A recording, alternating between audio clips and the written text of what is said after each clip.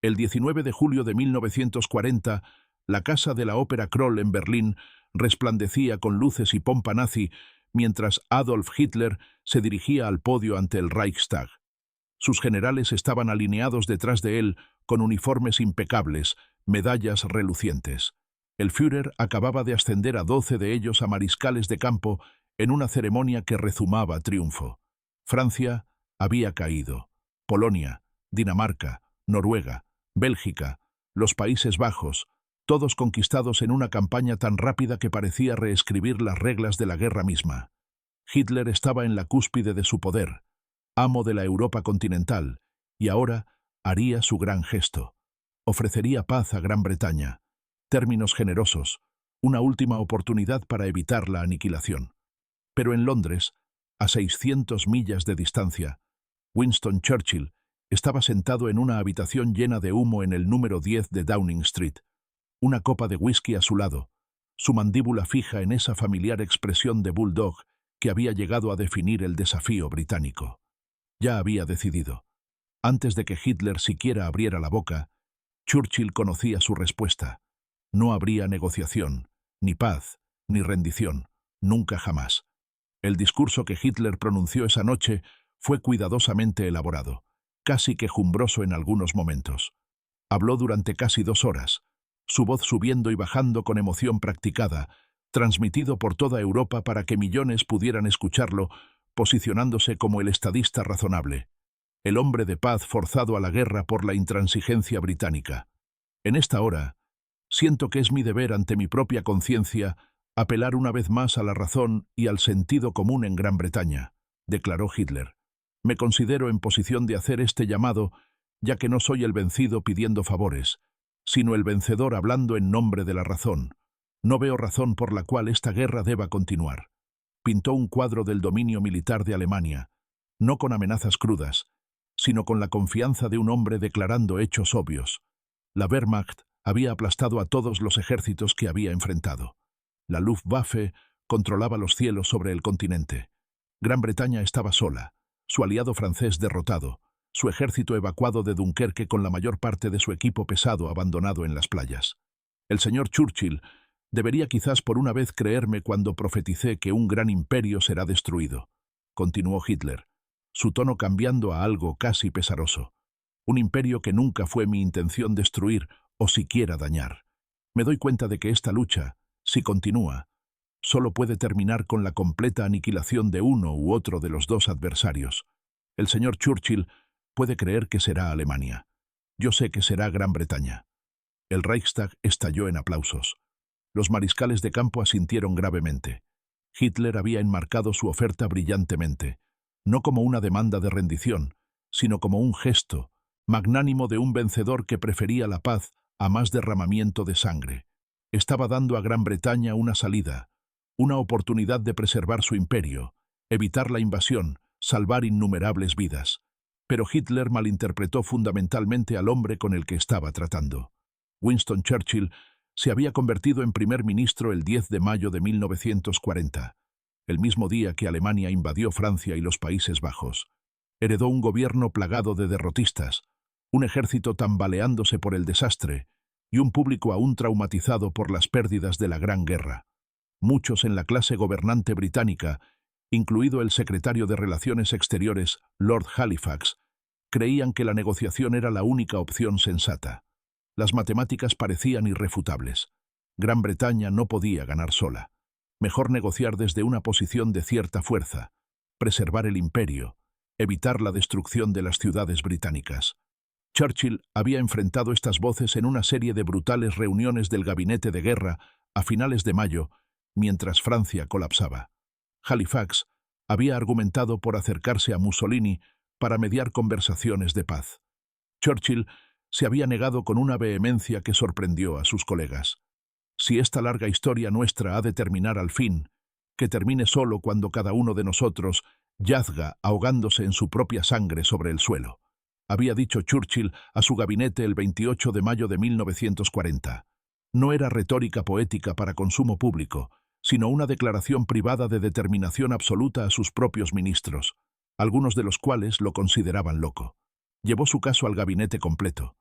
30 hombres que podrían haberlo anulado, forzado su renuncia, instalado a Halifax como un primer ministro más razonable.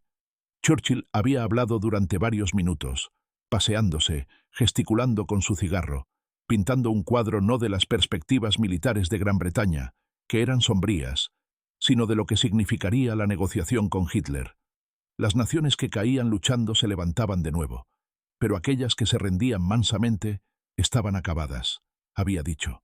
Los hombres alrededor de la mesa se habían puesto de pie, algunos con lágrimas en los ojos, y declararon que lo apoyarían.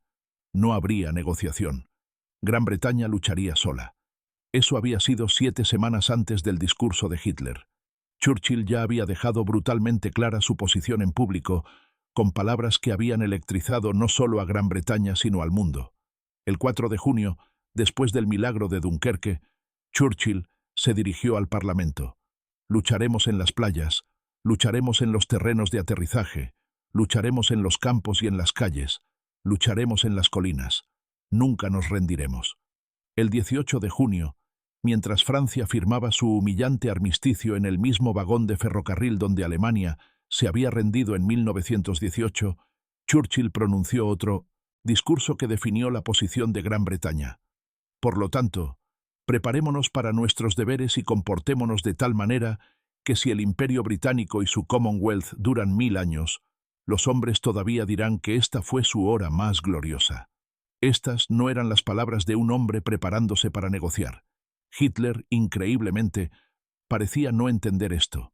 O tal vez creía que la retórica de Churchill era solo eso, retórica, la fanfarronería de un político que se volvería razonable una vez que el peso total del poder militar alemán quedara claro.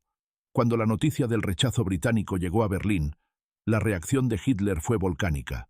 Albert Speer, el arquitecto de Hitler y más tarde ministro de Armamento, estaba presente en el Berghof, el refugio de montaña de Hitler en Baviera, cuando llegaron las noticias de la respuesta británica. Estaba furioso, recordó Speer más tarde. Caminaba de un lado a otro despotricando sobre la estupidez británica, su incapacidad para ver la razón. Había esperado que aceptaran, o al menos que negociaran. El rechazo rotundo lo enfureció. Hitler había creído genuinamente que Gran Bretaña negociaría. Toda su visión del mundo estaba construida sobre jerarquías raciales y relaciones de poder. Alemania había demostrado un poder abrumador. Gran Bretaña, en la mente de Hitler, debería reconocer esta realidad y someterse. Así era como funcionaba el mundo. Los fuertes dominaban, los débiles se sometían. El rechazo de Gran Bretaña violaba este orden natural. Pero había más en la furia de Hitler que orgullo herido. El rechazo creó un problema estratégico masivo. Hitler nunca había querido guerra con Gran Bretaña. Había esperado intimidarlos hacia la neutralidad mientras perseguía su objetivo real, destruir la Unión Soviética y apoderarse del Lebensraum, espacio vital en el este. La resistencia continua de Gran Bretaña significaba que Alemania enfrentaba una guerra en 2 frentes, el escenario de pesadilla que había destruido la Alemania del Kaiser en la Gran Guerra. El rechazo de Gran Bretaña significaba que todo dependía de la Luftwaffe. Hermann Göring había prometido a Hitler que su aviación podría destruir la Royal Air Force, hundir buques de guerra británicos y proteger la flota de invasión. Su confianza era ilimitada. Su comprensión de lo que estaba prometiendo era menos cierta. La Luftwaffe lanzó lo que se conoció como la Batalla de Gran Bretaña, comenzando en serio en agosto de 1940. Aviones alemanes atacaron aeródromos de la RAF, estaciones de radar y fábricas de aviones, tratando de destruir las defensas aéreas de Gran Bretaña. Göring había prometido a Hitler que podría lograr superioridad aérea en 4 días. 4 semanas después, la RAF todavía estaba luchando. A principios de septiembre, frustrado por su incapacidad para destruir la RAF, Göring ordenó a la Luftwaffe atacar Londres y otras ciudades. El Blitz había comenzado. Fue un error estratégico.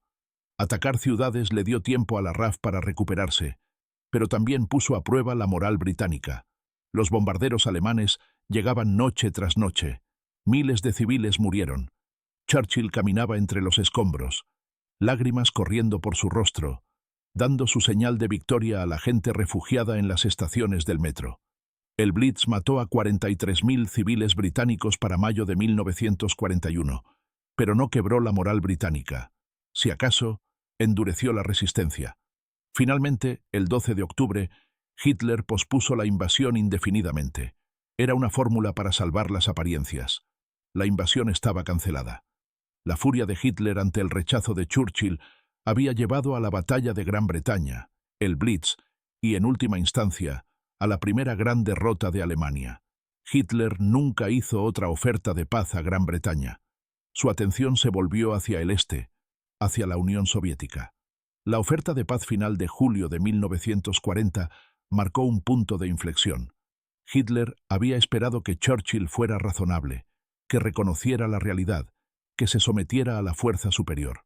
En cambio, Churchill había demostrado que algunas cosas importaban más que los cálculos militares: la libertad, el honor, la negativa a inclinarse ante la tiranía.